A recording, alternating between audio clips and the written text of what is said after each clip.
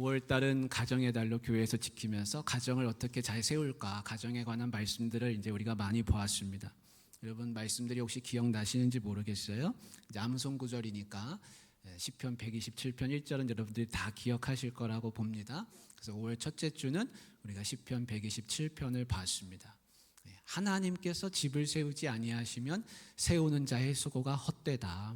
하나님이 세워주셔야 된다. 그것이 여러분 분명하게 마음속에 자리하시기를 바랍니다.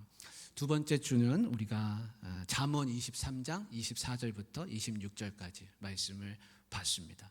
그래서 부모님을 기쁘게 해드리는 것이 자식의 도리인데 어떻게 기쁘게 해드릴 수 있냐? 다른 게 없습니다. 내가 예수님 잘 믿는 게 부모님 기쁘시게 해드리는 거라고 성경은 그렇게 말씀하고 있습니다.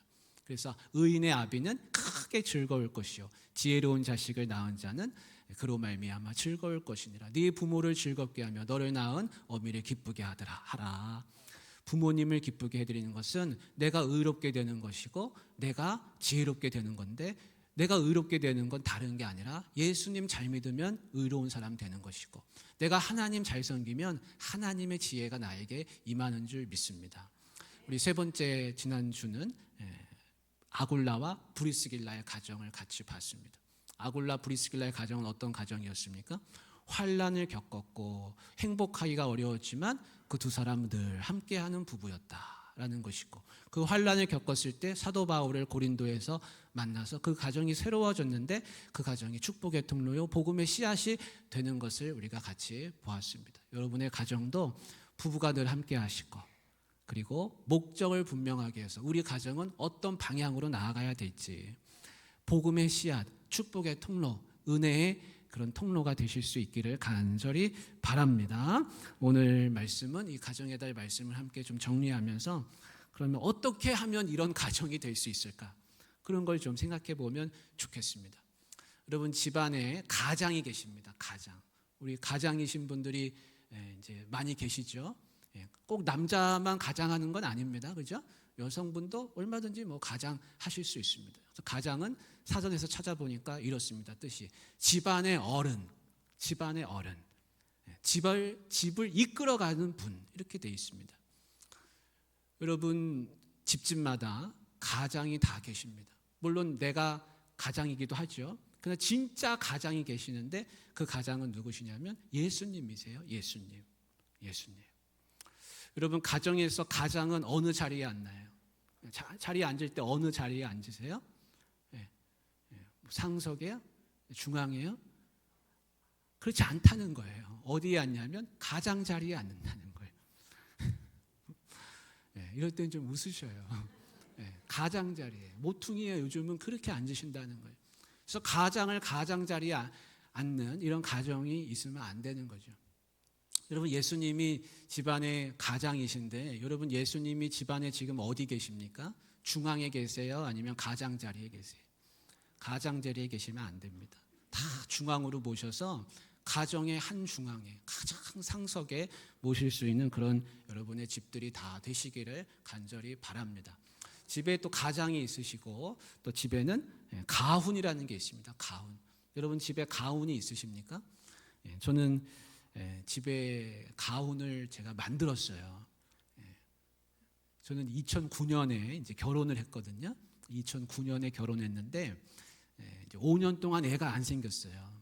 그래서 애를 한참 기다렸습니다. 그리고 이제 애가 이제 생기려고 이제 나오려고 하는 거예요. 그래서 애를 낳고 제가 이제 고민을 했습니다. 우리가 이렇게 기다린 애가 이제 나왔는데, 하나님이 선물로 주셨는데, 집에 내가 가장으로서 가훈을 잘 만들어야겠다. 그런 고민을 하고 어떻게 하면 가훈을 잘 만들까? 그래서 성경을 많이 뒤져보고 또 책방에 가가지고 책도 찾아보고 한참 몇 달을 고민해가지고 만든 가훈이 있습니다. 그게 뭐냐면 밥을 세 가지를 했는데, 밥을 함께 먹는 가족, 밥을 함께 먹는 가족, 청소를 함께하는 가족, 하나님 말씀을 기억하는 가족, 이 세 가지를 만들어가지고 냉장고에 써서 붙여놨어요. 왜 이걸 만들었냐? 우리 집은 식구니까 밥을 같이 먹자. 식구는 밥을 같이 먹으면서 사랑을 나누고 또 자녀 교육도 이루어질 거라. 그래서 밥을 함께 먹자. 또 아이가 크면 같이 뭘 할 수 있을까? 아이하고 함께 할 수 있는 게 뭐가 있을까? 가족이 뭘 할 수 있을까? 그러다가 가장 기본이 되는 청소를 함께 하자. 그래서 같이 먹고 같이 일한다. 이런 이제 정신을 넣어서 그렇게 청소를 함께 하는 가족하고, 집에 말씀을 우리 집에 터로 삼아야 된다. 말씀을 기둥으로 삼자. 이런 생각을 가지고 하나님 말씀을 많이 암송시켜야겠다. 이런 생각을 해서 하나님 말씀을 기억하는 가족이 세 가지를 정했는데, 시간이 지나고 나서 이제 한참 지나고 나서 보니까 이 세 가지를 지키는 게 정말 어려운 것이구나.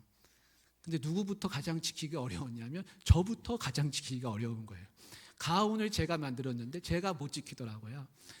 참 어렵구나. 이제 그런 생각을 하게 됐습니다. 여러분, 교회도 가정입니다. 교회도 가정이에요. 교회의 성도는 식구입니다. 하나님은 교회를 하나의 큰 가정으로 만드셨어요. 집으로 만드신 거예요. 그럼 교회의 가장 어르신 되는 분은 예수님이에요. 교회의 머리는 예수님이시니까 성도는 다 식구예요. 그러면 가훈은 뭡니까? 가훈은 성경, 예수님의 가르침이 가훈이 됩니다. 제가 어떤 장로님 댁에 갔을 때 그 장로님 굉장히 그 지역에서 존경받는 어른이셨어요. 근데 그 집에 갔더니 거실에 보니까 크게 써 붙여놨는데 큰 액자로 이제 크게 경천 애인이 써 있더라고요. 그래서 제가 권사님한테 여쭙습니다. 노 권사님이신데, 권사님 저게 왜 저걸 써서 붙여놨습니까? 그랬더니 우리 집에 가훈처럼 이제 그렇게 저걸 써 붙여놔셨다는 거예요. 하나님 사랑, 이웃 사랑. 근데 그 장로님도 연세가 많으시지만 그 장로님의 아버지가 또 장로님이셨는데, 그 아버지 되시는 장로님이 그걸 써 붙여 놓은 것만이 아니라 그걸 직접 실천하셨어요. 그 집안이 재산이 많은 유복한 그런 가정이셨는데, 그 많은 재산을 다 어디다가 기부했냐면 복지관에다가 기부하셨어요. 그래서 복지관을 세웠습니다. 그런 내려오는 그런 가훈을 만들고 그걸 직접 실천하시고 그 자손들에게 그걸 직접 보여주셔서 그 자손들이 아주 잘 되는 모습을 제가 보고 감동을 받았습니다. 또 어느 집에 가니까 성경 말씀을 따서 하나님 먼저, 그 액자에다 써가지고 하나님 먼저 5글자를 다 액자에 써붙여 놓고 거실에 걸어놓은 걸 이제 봤습니다. 여러분 집에 혹시 가훈이 없으시다면 가훈을 속히 만드시기를 바랍니다. 기도하시고 성경 보시고 책도 찾아보시고 하셔서 가훈, 나는 가장으로서 집의 어른으로서 무슨 가르침을 전해줄 수 있을까? 그거를 꼭 만드실 수 있기를 바랍니다. 집에는 가풍이라는 것도 있습니다. 가풍. 제가 가풍을 사전에서 찾아보니까 이렇게 돼 있어요. 한 집안에 전해 내려오는 풍습이나 범절. 한 집안에 대대로 이어 내려오는 풍습이나 범절. 여러분, 가풍을 신앙으로 세워간다고 하는 것은 너무나 중요합니다. 얼마나 중요한지 모릅니다. 그 집에 가면 가풍이 있습니다. 어느 집에 가든지 가풍이 있습니다. 근데 그것을 기독교적 가치관을 담아서 만들어낸다고 하는 것은 하루아침에 되지 않습니다. 시간이 오래 걸립니다. 그러나 그것을 한 번 만들면 그것은 쉽게 바뀌지 않습니다. 커다란 물줄기와 같아서 그것이 대대손손 자손 만대로 이어지게 되는데 그것이 바로 가풍입니다. 여러분, 사도 바울이 루스드라에 갔습니다. 루스드라에 가서 한 젊은이를 보고 완전히 매료됐어요. 그 젊은이를 보고 너무 마음에 들었어요. 그래서 그 젊은이를 데려다가 제자로 삼고 나하고 함께 같이 복음 사역 함께 하자 하면서 발탁을 했습니다. 근데 어떻게 그 젊은이를 그렇게 처음 본 거예요. 루스드라에 가서 처음 만난 거예요. 근데 그 젊은이를 데려갈 수가 있었을까? 그 젊은이 이름이 디모데입니다. 디모데. 바울이 자녀가 없었잖아요. 자녀처럼 자기 자식처럼 아낀 사람이 디모데인데 어떻게 디모데를 그렇게 데려갈 수 있었을까? 성경 말씀에 보면 이런 말씀이 있어요. 디모데후서 1장 5절 말씀에 네 속에 거짓이 없는 믿음을 내가 봤다는 거예요.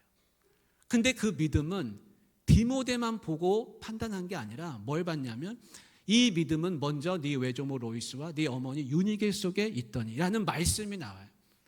그러니까 바울이 본 거는 뭐냐면 디모데만 본 게 아니라 그 어머니와 그 어머니의 어머니를 같이 봤습니다. 아, 이 가정은 말씀으로 내려오는 가정이구나. 디모데후서 3장 14절 15절의 말씀에 보면 이런 말씀이 있어요. 그러나 너는 배우고 확실한 일에 거하라. 디모데한테 하는 말씀이에요. 너는 네가 누구에게서 배운 것을 알며 또 어려서부터 성경을 알았나니. 바울은 성경의 말씀을 배우고 자란 디모데, 그리고 그 어머니와 그 외조모를 보고 그 디모데를 데려갔다라는 것을 알 수가 있습니다. 다시 말하면 그 집에 가품을 받다는 것이죠. 여러분, 머릿속에 한번 상상해 보시기를 바랍니다. 한 나무가 있고, 산에서 자라는 나무가 있고, 한 다른 나무는 정원사가 아름답게 가꾼 나무가 있다고 한번 상상해 보십시오. 두 나무 중에 어떤 나무가 가치 있는 나무겠습니까? 정원사가 가꾼 나무가 훨씬 비싼 나무죠. 잘 가꾼 나무. 여러분, 가정도 마찬가지입니다. 그냥 내버려 두면 잘 자랄 것 같지만 물론 자라기야 잘하죠. 근데 산에 있는 그냥 막 자라는 그런 나무가 될 것이 아니라 신경 써서 가꾸고 아름답게 지켜가는 그런 가정을 여러분이 가꾸시는 그런 정원사 역할을 꼭 하실 수 있기를 간절히 바랍니다. 오늘 에베소서 말씀에 보니까 가정에 있어야 될 것이 몇 가지 나오는데 그 말씀을 잠깐 한번 보시면 좋겠습니다. 5장 31절 말씀부터 우리 33절 말씀까지 한번 같이 한번 읽어보겠습니다. 그러므로 사람이 부모를 떠나 그의 아내와 합하여 그들이 한 육체가 될지니 이 비밀이 크도다. 나는 그리스도와 교회에 대하여 말하노라. 그러나 너희도 각각 자기의 아내 사랑하기를 자신같이 하고 아내도 자기 남편을 존경하라. 한 비밀이 있는데 그 비밀은 뭐냐면 부부가 함께 만나서 한 몸이 되는 것처럼 교회와 주님도 예수님도 한 몸이다. 이것이 큰 비밀이다라고 말씀하면서 덧붙이는 말씀이 뭐냐면 남편은 아내를 내 몸같이 사랑하고 아내는 남편을 존경하라. 그렇게 말씀하는 거예요. 가정에 뭐가 있어야 돼요? 사랑과 존경이 있어야 된다고 그렇게 말씀하고 있습니다. 여러분, 아내라는 말이 있잖아요. 아내. 아내라고 하는 말의 뜻이 뭐냐면 어원이 그렇답니다. 아내해. 그렇대요. 아내해. 그러니까 집 안에 있는 해, 태양. 집 안에 있는 해가 아내라는 뜻이라는 거예요. 그러니까 집 안에 들어가서 아내가 얼굴이 어둡다. 그러면 구름이 껴가지고 태양이 안 보이는 하나 빛이 없는 그런 모습이 되는 것이죠. 아내가 얼굴이 확 밝다. 그러면 햇볕이 쨍쨍해서 집안이 환해지는 것이 아내의 해입니다. 그게 아내라는 뜻이라는 거예요. 근데 그 아내의 얼굴을 그늘지게 하거나 혹은 아내의 얼굴을 밝게 할 수 있는 사람은 누굽니까? 남편밖에 없는 거예요. 성경에는 남편이 아내를 사랑하는데 어떻게 사랑해야 되냐면 내 몸같이 자기 자신같이 사랑해야 된다. 그러면 아내의 얼굴이 환해져 가지고 그 집안이 화평하고 행복해지는 줄 믿습니다. 여러분, 외국 사람들은 남편을 소개할 때 뭐라고 하냐면 my husband 그럽니다. husband. 그죠? 우리 아이들은 다 알죠? husband. 근데 husband라는 뜻이 어디서 왔냐면 hus라는 말하고 band라는 말이 두 개가 붙었대요. 근데 hus는 뭐냐면 house, house. house가 house라는 뜻이라는 거예요. 그러니까 house는 집이란 뜻이고 band는 주인이란 뜻입니다. 주인. 그러니까 husband는 뭐냐면 집주인이란 뜻이에요. 그래서 서양에서 my husband는 내 집주인이십니다. 나의 주인님이십니다. 이런 뜻이 된다는 겁니다. 여러분, 남편들은 밖에 나가서 다 남 밑에 가서 일하는 경우가 많습니다. 밖에서는 남 밑에 가서 일해도 집에 들어오면 뭐가 되고 싶냐면 내가 주인 되고 싶은 게 다 남자들의 마음입니다. 근데 남자를 주인으로 만들어줄 수 있는 사람은 누구밖에 없습니까? 부인밖에 없는 거예요. 아내밖에 없는 거예요. 아내가 남편을 주인으로 섬겨주지 않으면 아무도 섬길 사람이 없는 거예요. 여러분, 남편이 집 주인으로서 가장 노릇을 하실 수 있도록 여러분 잘 협조해 주시고 존경해 주실 수 있기를 간절히 바랍니다. 6장 1절부터 4절까지 나오는 말씀은 뭐가 있냐면 자녀들이 해야 되는데, 그거는 뭐냐면 순종, 공경입니다. 자녀는 부모님을 순종하고 공경하고, 부모님은 자녀를 교훈, 훈계로 양육해라. 교훈과 훈계는 훈련과 말씀, 가르침을 말합니다. 훈련과 가르침을 교훈과 훈계로 이렇게 적어놨습니다. 여러분, 자녀는 부모님을 공경하고 순종하고, 부모님은 자녀를 훈계하고 양육하고 교훈하고, 남편은 아내를 사랑하고, 아내는 남편을 존경하고, 이런 가정을 어떻게 만들 수 있을까요? 이렇게 합시다. 그러면 그 가정이 만들어집니까? 될까요? 이제부터는 우리 이렇게 하기로 했습니다. 그런다고 될까요? 하루아침에 되지 않습니다. 근데 하루아침에 안 되는데 이거를 될 수 있게끔 해오는 기독교만의 전통이 하나 있어요. 그거를 짧게 말씀드릴게요. 그게 뭐냐면, 제가 사진 한 장 보여드릴게요. 1933년에 창간된 기독교 세계라는 기독교 잡지입니다. 우리 방송실을 한번 좀 넘겨주시겠어요? 1933년이니까 거의 100년 전이잖아요. 100년 전에 우리 선조들이 강조하는 게 한 가지 있었습니다. 기독교 잡지를 만들면서부터 거기다가 실었던 게 있어요. 여러분, 맨 위에 오늘의 가정 돼 있고, 한번 그 노란 줄만 한번 같이 읽어보겠습니다. 가정은 결코 먹고 입고 자는 일에 그치는 공동 숙박소가 아니다. 정신적으로 위안을 받고 만족을 얻어야 하는 것이다. 노란색만 읽어보겠습니다. 신앙은 행복의 기초요, 인격 교양의 요소이다. 이렇게 하려면 무엇보다도 뭘 해야 됩니까? 가정 예배를 드려야 된다. 그렇게 말씀하고 있어요. 가정 예배를 드려야 된다. 이게 1933년에 우리 선조들이 가르쳐 준 겁니다. 기독교가 우리나라에 처음 전파될 때에는 가정 예배가 있었어요. 가정 예배는 어느 날 우리가 가정이 무너지니까 이거 가정 예배 드려야 된다 강조하는 게 아니라, 처음 기독교가 전파될 때부터 가정 예배가 있었고, 그걸 전파해 준 선교사님들은 청교도 신앙이 있었기 때문에 청교도들은 가정 예배를 굉장히 강조했었고, 종교개혁하신 분들은 가정 예배를 얼마나 강조했는지 몰라요. 초대교회로 가면 더 심해요. 가정이 교회였습니다. 그래서 원래는 가정이 예배 드리는 곳이었어요. 한번 PPT 한번 또 넘겨줘 보실래요? 가정 예배의 가마력. 이 시간이 없어서 다 읽을 수 없지만 여러분이 눈으로 한번 읽으시고 저는 노란색만 읽어드릴게요. 가정 예배는 실로 가마력의 근본이다. 온 가족이 둘러앉아 함께 노래하고 기도하고 성경을 읽음으로 하나님께 경배하고 예수님을 앙모한다고 하는 것은 실로 기독교 가마의 근본. 이게 근본이라는 거예요. 이거 없이는 신앙이 안 된다는 거예요. 근데 어느 날 갑자기 없어졌어요. 왜 없어졌을까요? 가정이 다 분화되고 흩어지고 나고 핵가족이 되니까 가정 예배를 이끌어갈 사람이 없어지는 거예요. 그러다 보니까 교회에다가 의탁해가지고 교회에 가면 예배 드리고 있으니까 예배 드리는 걸로 생각하고 사는데, 원래는 아니었다는 거예요. 원래 우리 교회는, 한국 교회는 가정 예배 드리던 교회였어요. 그러면 그 가정에 하나님의 평화가 부지부식 간에 가족들의 가슴에 넘칠 것이다. 한번 넘겨줘 보세요. 그러면 아버지가 안 계시면 누가 드려야 되냐? 주부라도 드려야 된다는 거예요. 주부. 왜냐하면 아버지는 밖에 자꾸 나가고 먼 길 다녀오고 새벽같이 나가야 되고 이렇게 되니까 집에 계신 주부님이라도, 아내라도, 어머니라도 드려야 한다는 거예요. 남편이 없을 때 자녀들과 가지런히 앉아서 예배를 드리자. 이러한 때 특히 여행 중인 남편을 위하여 기도한다고 하는 것은 참으로 아내로서 남편에 대한 그리움, 사랑, 자녀로서 아버지에 대한 그리움, 사랑을 두텁게 하여 행복을 갖고 오고야 마는 것이다. 그렇게 말씀하고 있어요. 그리고 누구 중심으로 드려야 되냐? 넘겨줘 보세요. 누구 중심으로 드려야 되냐? 자녀 중심으로, 어른 중심으로 하면 안 된다는 거예요. 그 가정의 가장 연소한 사람을 그 가정의 중심으로 세워서 그 예배의 중심이 되게 하는 거예요. 그래서 이끄는 사람은 가장이 하시지만 그 예배의 주인공은 누구냐면 사실은 자녀예요. 왜냐하면 예배를 전파하고 복음을 전수하기 위해서 가정 예배를 드리는 것이거든요.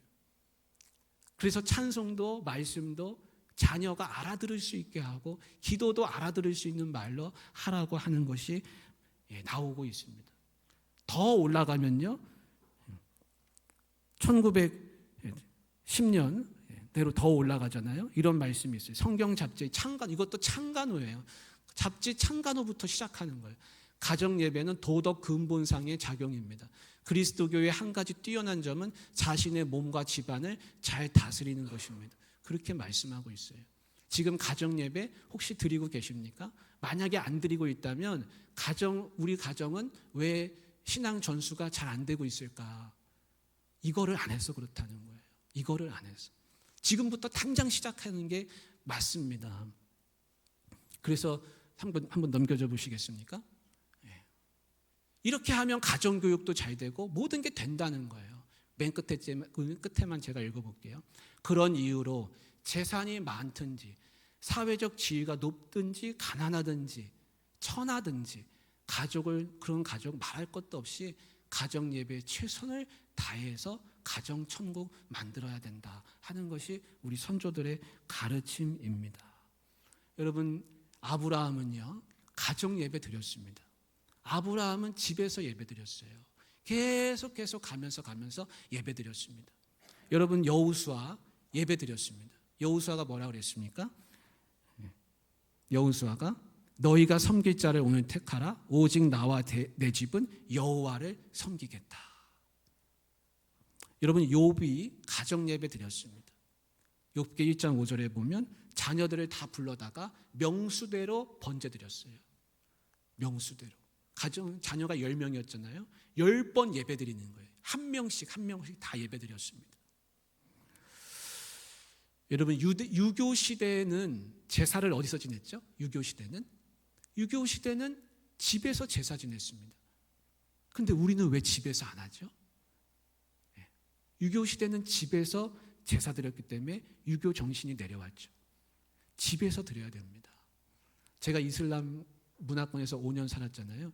이슬람 사람들은요, 일주일에 한 번 금요일 날 사원 무스짓에 자기네 사원에 갑니다.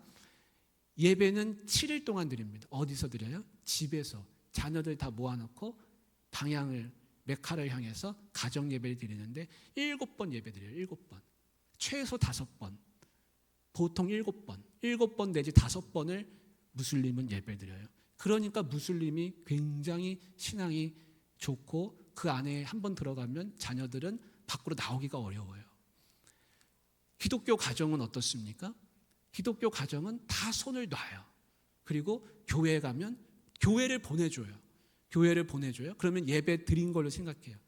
그러나 실제로는 그게 아니고 가정이 예배 드리는데, 여러분 많이 생각하시기를, 아이고 어떻게 내가 또 집에서 설교를 준비하고 어렵게 가정 예배를 하냐고 생각하실 수 있는데 하나 어렵지 않습니다.